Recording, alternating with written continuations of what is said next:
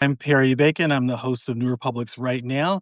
We had an episode earlier today, but then since then, we're going to have a second because some big news broke, which was that an excerpt of Kamala Harris's memoir is in the Atlantic today. And she was more candid than at least I expected and had some real criticisms of the president, of the president's team.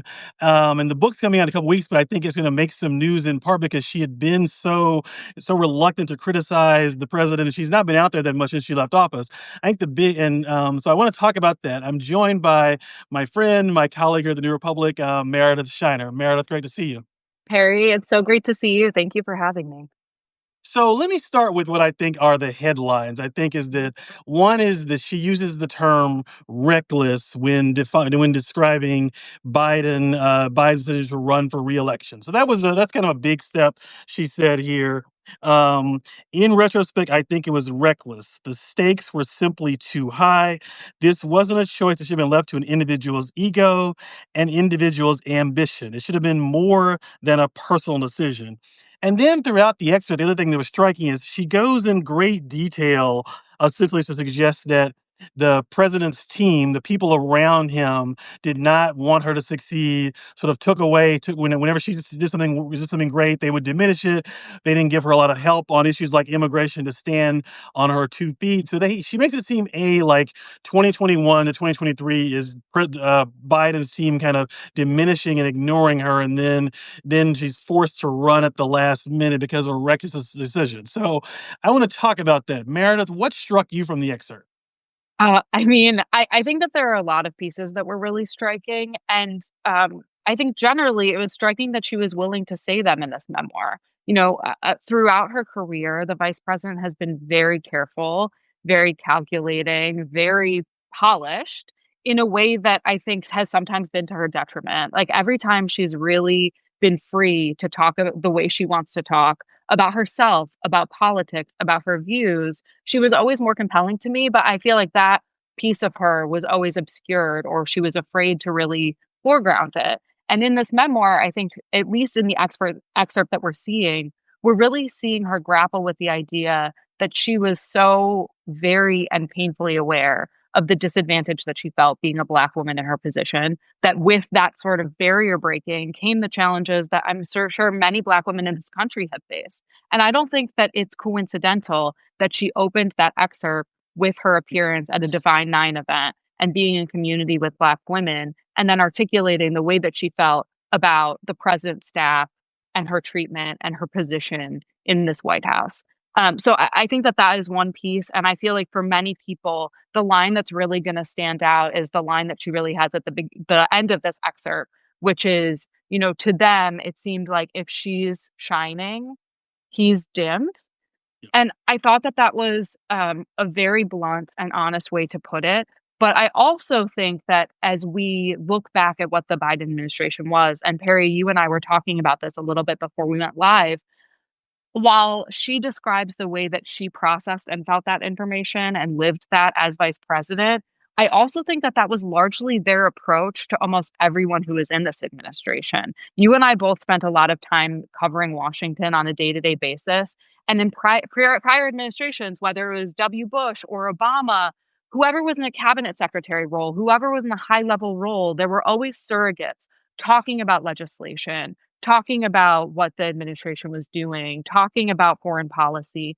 And I really think that one of the strategies that this administration had taken on was, okay, if we're going to limit the amount that the president is doing, if he can't be out there all the time, we don't want other people being out there because that's somehow going to highlight that he's not, which was such an inverted way to think about it because that wasn't really how Washington would work before. But I think it was really born out of their insecurity that there would be other people in that moment who would be able to champion the things that that administration was working on in a way that he couldn't. And that was sort of the implied piece when she talked about when Dobbs was passed and abortion was at the foreground. And it was really an issue he couldn't talk about, but Democrats needed to. She got put in that role by necessity. But there were so many other things, whether it was the large bill that was passed basically as a bailout at the beginning of the administration in the wake of COVID, whether it was economic progress, other than Secretary Mayor Pete Buttigieg. I'm not really sure that you saw other people. They brought in Cedric Richmond. They took him from Congress to put him in the White House so he could be a surrogate. And then, did you ever see him? I didn't. And so I think that this is both revealing because it talks a little bit about how the vice president saw herself within this ecosystem, within this historic moment. But I think it also really hits on some of the more universal and broad based challenges that this administration faced in terms of trying to figure out how to defend this president. And also for the staff who were really loyal and devoted to him, how they could keep their jobs and their power if other people, primarily the vice president, were ascending. Okay, so there's few things let me break down here. Okay, so I don't know if the title of that book is intended to mean that, but is the sort of original sin here is we can't have a president who's gonna in his 80s because that means that unless that person commits to not running for a second term is the real problem here that you can't if as long as Joe Biden wanted to be president and wanted to run for a second term, his staff did have to diminish the vice president, right? On some level, that was a natural reaction, right? I mean, maybe, but if she If were she out were there and she was popular, there would be popular, demand for her to but run, right? but the administration would have been popular. Look, I can't speculate on why they chose Original Sin as Yeah, the title. yeah. But if I were to choose to imbue it in meaning, if I, Meredith Shiner, got Yeah. to give myself the power to imbue it with meaning, I think for me, the original sin was, the transition from Donald Trump, the aftermath of January 6th, and pretending like everything was normal, that we could go on with politics as usual. And I think that that was the position of Joe Biden, his administration, the staff who had been with him since, the 1970s for the longest and the 1990s for the shortest. And when she's sort of reflecting on this idea, was it reckless? Should it have been a personal choice? Should it have been different? I think overall, the tension in that question is, should we have acted like everything that was happening was normal? And from day one, the Biden administration made the strategic choice to try to downplay January 6th, to try to have as normal of inauguration as possible and to have J-Lo doing, was it the national anthem that she ad-libbed Let's Get Loud in, and to try to move on from the second impeachment trial, to say that the president was too busy doing the work of the American people to pay attention to it. And all of the panic that you see in the summer of 2024 is the result of the administration not grappling with it and not putting the full force of the broad coalition of the Democratic Party of every talent towards trying to articulate what the threats were that were ongoing and also safeguard our democracy against what we're living through now. Like, I don't know how you want to choose what it is, but what we're living in now is the bad place. It is whatever the political hell is. And however you want to choose that sin, and there are probably more than one, we're living in a timeline where we have to grapple honestly with how we got here because whatever comes next is going to be radically different. Okay, so a lot of people, I'm going to say a lot of white male Democrats, if you actually listen to them carefully, they think the original sin is Joe Biden promised to pick a woman for VP and then promised to pick a black woman, which is not even accurate. If you remember, he did promise to pick a woman. And I think there was pressure. She was one of the leading candidates anyway. She had run. She's well known. There was the summer of George Floyd probably created more pressure to pick a black woman. But in reality, in my view, I'd be curious what you think of this. In my view, the sin was not picking a black woman for VP or picking Kamala Harris to be. The sin was what she's getting at, which is like picking her, announcing in 1,000 ways that she's the affirmative action pick, and then not doing much to sort of develop her in office. The sin is like she doesn't use the words Anita or done, but I think the people around Joe Biden who did not, you should never pick a VP for an 80-year-old who your staff does not respect and doesn't want to like build up. That's what I think is the real sin. It's not that Kamala Harris was the greatest or worst politician. Joe Biden lost for president 1,000 times where he won. The sin to me was like picking someone you don't respect and then not treating them with the respect and try to build them up. What do you think about that? I mean, I agree. I can't disagree with that. I think, people who make a lot of hay out of being a consultant or being a pundit, like to imbue so much value into like what a vice presidential pick might mean to voters. Like this is how we got Mitt Romney and his binder full of women, right? And that was totally castigated at the time. And I'm not going to speak for all of those white men Democrat consultants because I can't really like get in their headspace and I will never be them. So I can't walk in their shoes, won't walk in their shoes. But I will say that, Joe Biden should have picked someone he wanted as his vice president. And there was always this tension, I think, between that choice that he felt like he had to deliver based on whatever these sort of assurances were that he was giving to people or giving to like whoever else he was speaking to. But ultimately, a vice president doesn't really get to do much. They only get to do what a president empowers them to do. And if people want to frame Vice President Kamala Harris as an affirmative action choice, I would also like to posit that Joe Biden, when he was chosen as vice president, was an affirmative action choice because they went with an old white dude who I'm sure was not Barack Obama's favorite, but they felt like they needed him Right.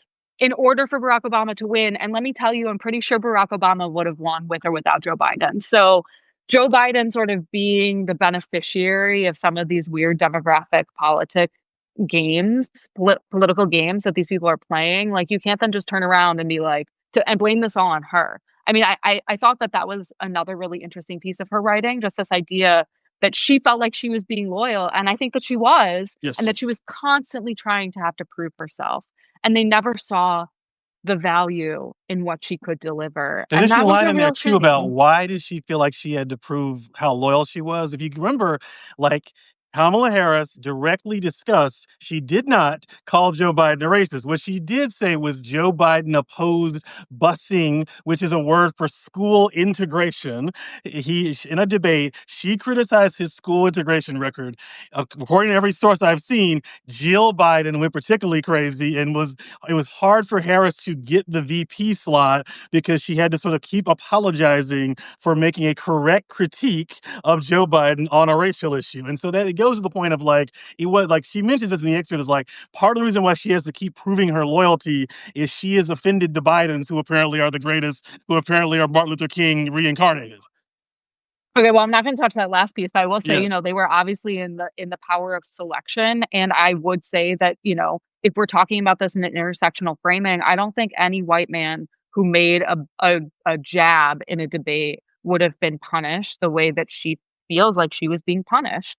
And like, if you don't trust her, don't pick her. Right. But also, like, anyone they chose was necessarily going to be younger and more dynamic than Joe Biden, and that should have been viewed as a virtue. Like, this isn't all about Joe Biden. Like, this was about the future of the party at a perilous moment. And if he really believed what he was saying, about trying The to future of the like, country and yeah, the to be next the generation and whatever he candidate, said. then part of that was to lift people up. And, if I think about the entire 4 years that Kamala Harris spent as vice president, to me, she gave a speech at Fisk after the Justins and Gloria Johnson were expelled From from the the Tennessee legislature, Nashville, remember? Yeah. yeah, from the state legislature. And she went to Nashville. And at the time, everyone in the administration was talking about this as a gun violence issue. And she spoke at a historically Black college, and she talked about how this was a democracy issue. That if we understand what's happening correctly, like when you attack Black legislatures like Justin Jones or Justin Pearson, when you try to expel them from Congress for exercising democracy and their job, this isn't about whether or not we should have better gun safety laws. We should, but this is something about something much bigger, much more alarming, much more disturbing. And she was clear about that. And, like I found that video randomly on the internet because I saw one clip circulating, I think on Blue Sky, and then like had to seek out that video. And it was so good and it was so compelling. And the White House did nothing to amplify it. Like, I think that claim that she makes is verifiably true from having lived in the time that we lived in, which is whatever she did, whatever was positive, they didn't really feel like it was their job to promote it. But like, this should have been a team effort. And Well, that should have think been team about, effort, not well, just from her, but all of the other people in this administration who were ostensibly doing good work. I mean, part of it is I think they often designate her to talk about abortion. Like she knew, she did other things too, but she definitely leaned into talking about abortion rights, racial issues, immigrant rights.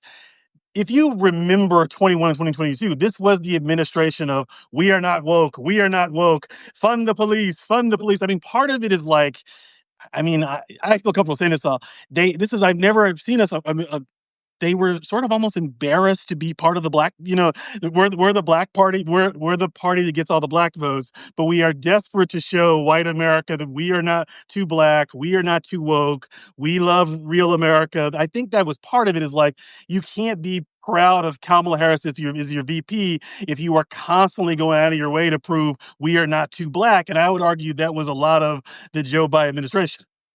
I'm going to cherry pick one part of your remark to Yeah. address quickly first, and then talk about the broader comment that you're making. I think with abortion in particular, the reason why Joe Biden deferred to Kamala Harris on it was just saying the word abortion gave Joe Biden Fair. the icks. Right. So, Yes. like, when you don't even want to say the word, like, you Yes. have to delegate on it. Right. So, like, there they had no choice.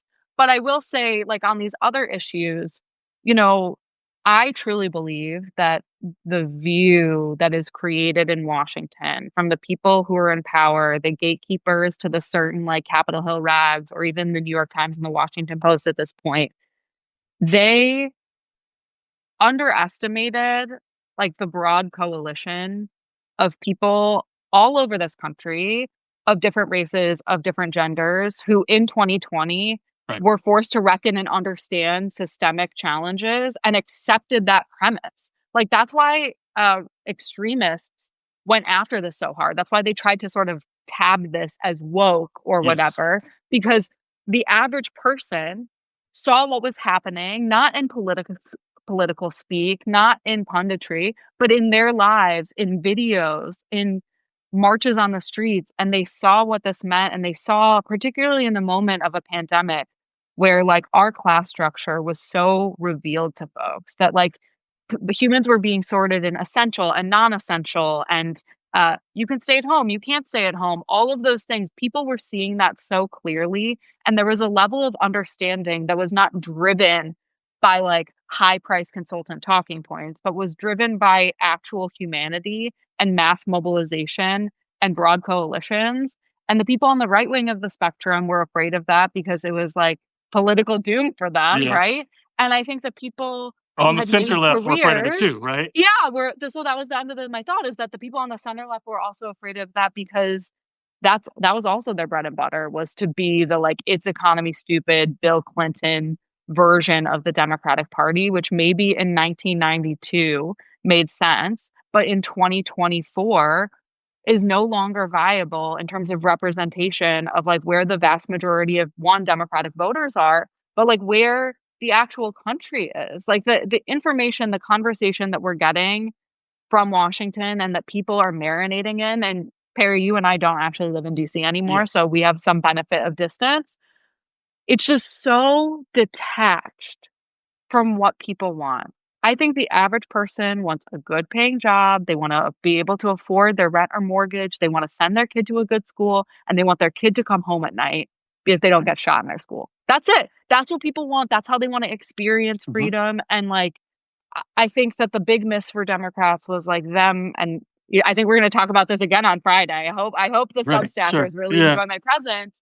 Like the idea that, you know, the government doesn't have a part in creating that the Democratic Party as an institution didn't have a hand in creating that. That if you continue to concede groups of people, policies, that those concessions don't ultimately lead to progress when the challenges we're up against are so great.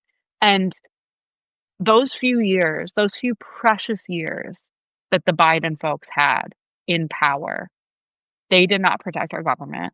And now we're here. And I think that there's gonna be a lot of intrigue around what the former vice president has to say about that. And my hope is, to the degree that there is honesty and candor in this book, that it can be used not as a tool to relitigate the past, or we're not focusing on petty arguments between, how Jill Biden might have felt in reaction to a debate and how Kamala Harris felt, but really that it could be used as a vehicle to interrogate how our party system is working, how the Democratic Party is working, and what a future could look like should we be fortunate to have one to rebuild something that is gonna take so much work to rebuild.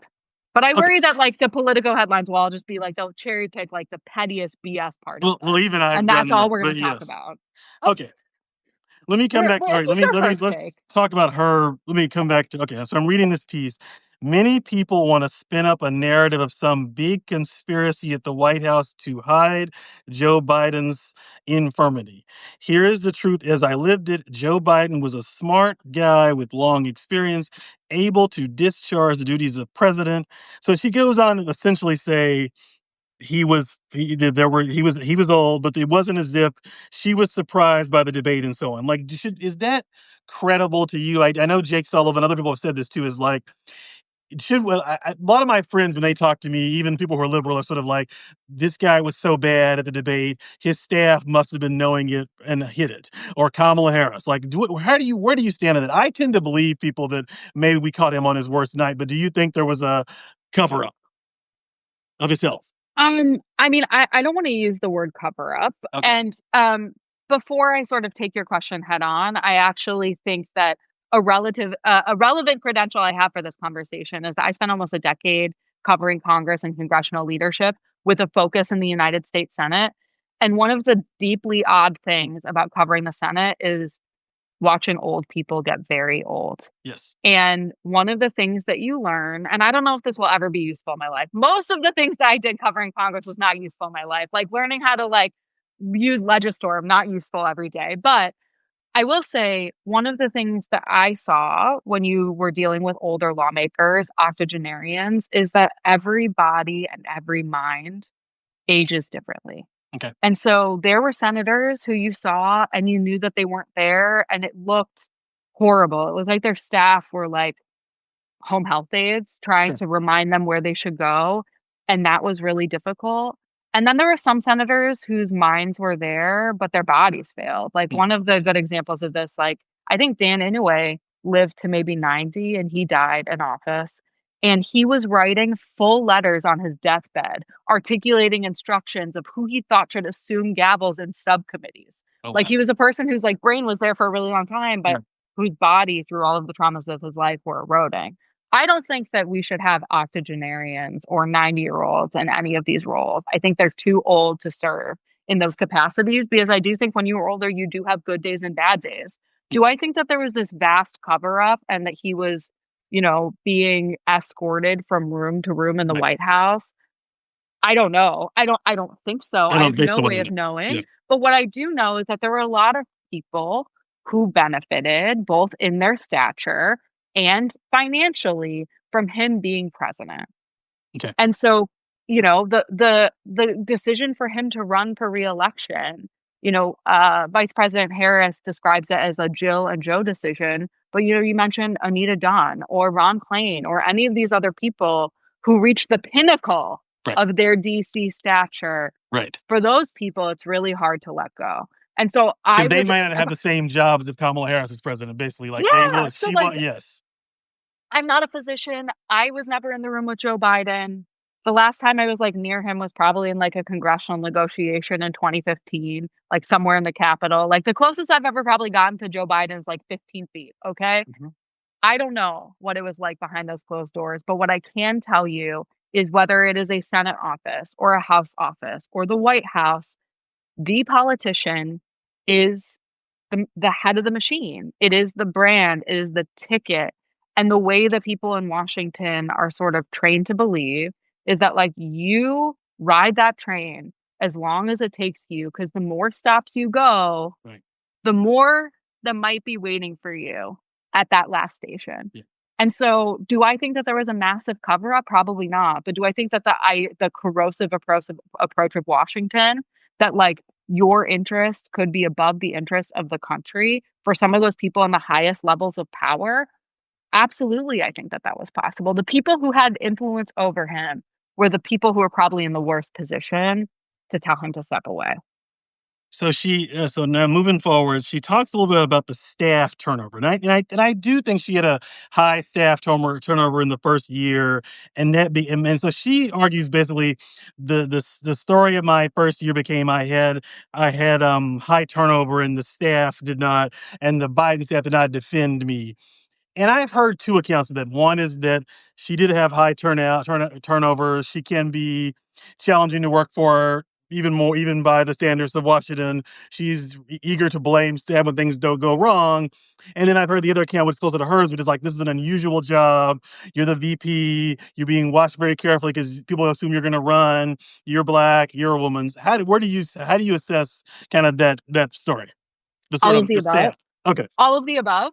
Yep. I think going back to covering the Senate, I think you hear about bosses who are more challenging Right. than others. But, like as someone who is a critical thinker, I also have to step back and think, well, why is it that a black woman is being flagged as being a difficult boss, right? And so I think that all of the things can be true. I think that, the Biden people maybe didn't like her. I think from their perspective, it probably wasn't their mess to clean up to the degree that it was a mess. And, it's possible she was a challenging boss. Yes.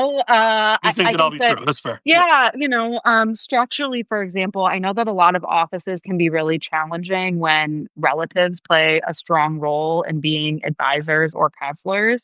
And she's someone who, like her sister was really involved, her brother-in-law was really involved, her like niece was always there. So yeah, I'm sure that there were challenges. I'm sure that she was a demanding boss. I'm sure that turnover. I'm always skeptical when someone at the head of an organization is like, "Well, this environment isn't for everybody." Like Right, that's always right, a right. little bit of a red flag for me in my life. Yes. But I think it's all of those things.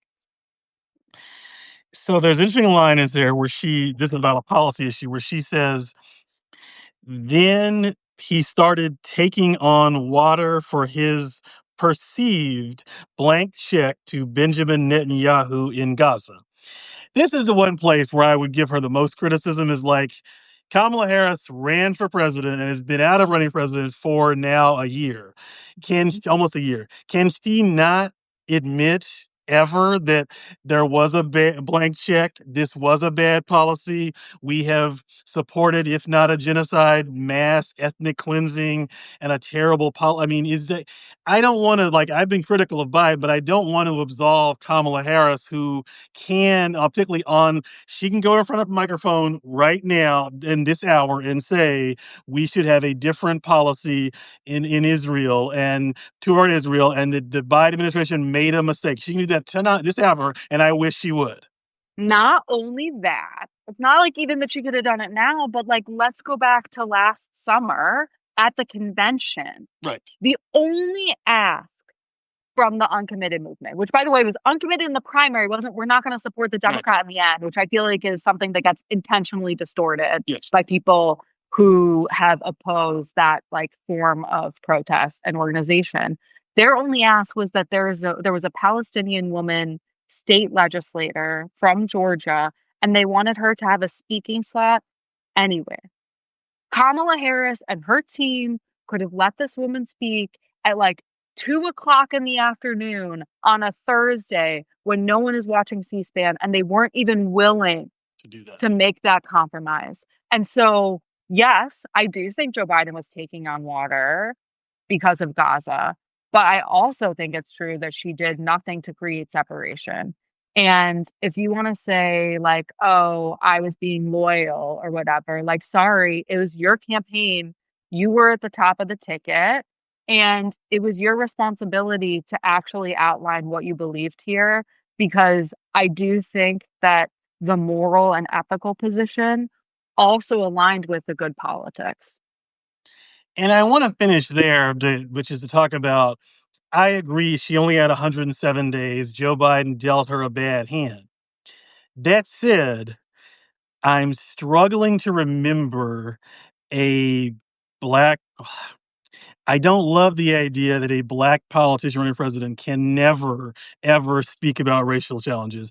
I don't love the idea that a black woman has to promise to have the most lethal military in the world whenever Do you she know what? Wait, talks. do you remember? Do you know what I remember from her moment saying that at the convention is that they cut to Ella Emhoff and she like rolled her eyes. Oh, I do Like, remember. I saw Maya Harris, her sister, look down, obviously not proud of that line either. I don't think you're required to have a campaign platform I can't understand. I don't think you're required to suck up to Mark Cuban. I don't think you're required to get all your advice from David Shore. I don't think you're required to have the same Gaza policy as Joe Biden. I don't think you're required to campaign with Liz Cheney all the time and make Liz Cheney loves me. So I do want to end here, which is to say, I don't think Kamala Harris gets to. I guess I find both people at fault. Joe Biden did not serve Kamala Harris well, but when given the chance to run on her own, I don't view this her campaign as a proud moment for candidate for a black person. Can't like I would have preferred if she lost to at least not lose the way she did, sounding like she was like dating date. If David Shore and Matt Iglesias were going to run for president in Kamala Harris's body, I would prefer that she at least win. Like we got the worst of all, which is like she ran a left punching centrist campaign and lost every swing state too. yeah, look, I don't want to speak directly to diminishing the impact of people in this country who are able to see her on that stage. I think that it's representative politics does have a role, especially like when it changes people's imagination of what is possible, like for their lives and for their politics. But you are also right that I think one of her consistent challenges is that throughout her career, no one has ever known who she is. Like she's always been so, I think, afraid to commit to a set of policies that either like aligns with her values or I don't know if the like we'll have the most lethal military in the world is her. Like it's Yes. unclear to me whether that's her. But I was thinking about this and I had Googled it before we went on live because I'm a dork who loves watching PBS. And I watched the PBS Frontline about her in the lead up to the election. And it changed my perspective on understanding her as a candidate forever. And they have this clip of a funeral of a police officer who was murdered in San Francisco. It was 4 months after she became district attorney, and she ran on the promise that she would never seek the death penalty for any case. And then the police union really pressured her Yeah. to reverse her position, and she wouldn't. And they show footage of her showing up to this slain police officer's funeral, sitting in the back row. And Dianne Feinstein, everything comes back full Mhm. circle, Terry, gives a eulogy at this funeral where she calls out Kamala Harris for not pursuing the death penalty. And people close to her, the frontline producers really were presenting this as like a turning point in her political career where she became more apprehensive about I taking see. certain stands, where she I see. became more calculated and retreated. And I really think that that was sort of like a foundational moment for her. And I was shocked that I had never seen that footage or had never read that or never heard it. And I have no idea what it is like to run for political office. I certainly have no idea what it's like to run political office as a Black woman, but I do think that what we're seeing even New York City right now with Zoran Mamdani is like trying to be authentic and actually standing for what you believe and trying to connect with people.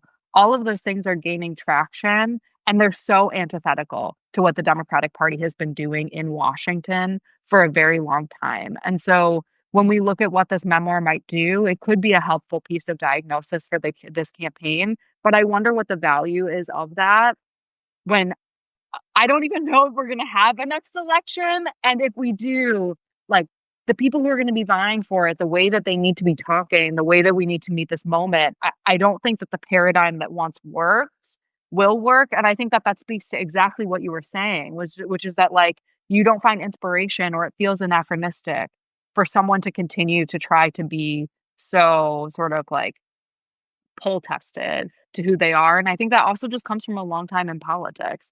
I know we're running out of time, but I think about Hillary Clinton a lot. Hillary Clinton spent so much time in the public eye that it was almost impossible for her to be authentic because everyone had an opinion. She'd spent so much time trying to curate herself that nothing became believable anymore. And for someone as ambitious and competent and successful as Kamala Harris has been trying to rise the ladder, I think there are certain concessions that she had to make at certain points in time that make it really structurally hard for her to be whoever she is now.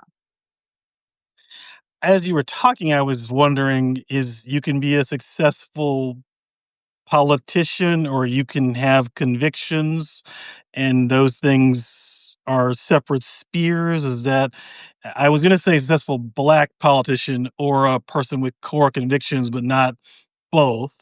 I'm wondering if maybe that's period. Like, I guess I do. Um, these days when Barack Obama talks, I sometimes have to cover my ears.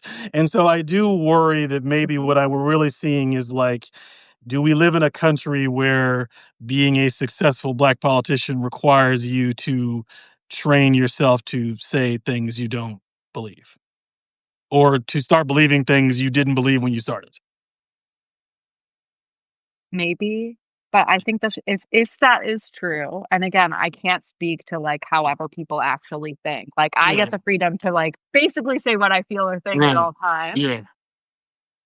I think the shelf life of that is very short to over, and There's a sort of triangulation is the word I'm thinking of. That's probably not the right yeah, word. But yeah, you I think that the moment for that is over. Are think you with sure? black Because Pete Buttigieg seems to think it's like, I don't know that you're right. I mean, do I hope that you're right? I don't know. I guess I prefer to have a good person win, even if they sound poll tested. But your point is that's not viable anymore. I mean, maybe not. I think I'm not in the prognostication business, Yeah, yeah. but I think what we've been seeing recently is that everyday people who are terrified by what's happening right now don't wanna be told that it's a distraction. They don't wanna be, like, fed dumb talking points that don't speak to what they're experiencing. Like, I know we might talk about this on Friday, but I recently published a piece about what's happening in Washington, and I see families, white families or black families, who are escorting Hispanic kids to school because their parents are worried, regardless of their status in this country, that they'll be taken. We have military just parked outside of elementary schools. We've had an occupation of an American city that is the seat of power of our government. These things aren't distractions, they're real, they're serious, Right, right. and we need to live in a political system where the party that is trying to defend what is left of democracy lives in the same planet as we're living. And all of those things that you just previously described, I don't think that aligns with the moment we're living in now. And so maybe we continue to get the same triangulated, poll tested BS, but I don't think that that is going to actually fly in a primary, and I don't know where we go from here. Like, I'm not smart enough to know, but I think it has to be different because Trump too was different. There's no bounce back. I think that in after the first Trump election, there was this idea, well, maybe it's an anomaly. Like, maybe we can restaff these agencies. Like, no, like a kid named Big Balls has all of our social security and identifying data. Like there is no like we are maybe not going to have vaccines, Uh-huh, like right. universal vaccines in 3 years. And so like the moment we're living in is so radically different than any moment we've ever lived in before. And I think that the gap between trying to pretend like it's what it was before and whatever our future is going to be unbridgeable. Yeah, I know you got to go, but I did let me thinking about. I know that people there don't think he's perfect, but I'm not for billionaires having political office, but right now, weirdly, JB Pritzker says things that speaks to the moment some days at least, and actually does say things like, "We are a democracy. Troops should not be on the streets of our cities. It is Bare not a minimum. distraction." I don't think Bare he's a minimum. hero. He's saying normal things everybody should be saying. Yeah, agreed, and also, like, come back to me if our public transit system in Chicago doesn't go over the cliff because they didn't make a priority to pass in the last legislative session. They still haven't had a special session, and all of our trains might stop. So, we'll check back in like, a few months if I can still get on the CTA. All right. Great to see you. Thank you, Meredith. Thanks, everybody, for Thank you, watching. Perry. Good to see you. Bye bye. See you soon. You should go ahead and sign out. I might just one more thing, but you should go ahead and sign off. Thank you. All right. Bye. Bye bye.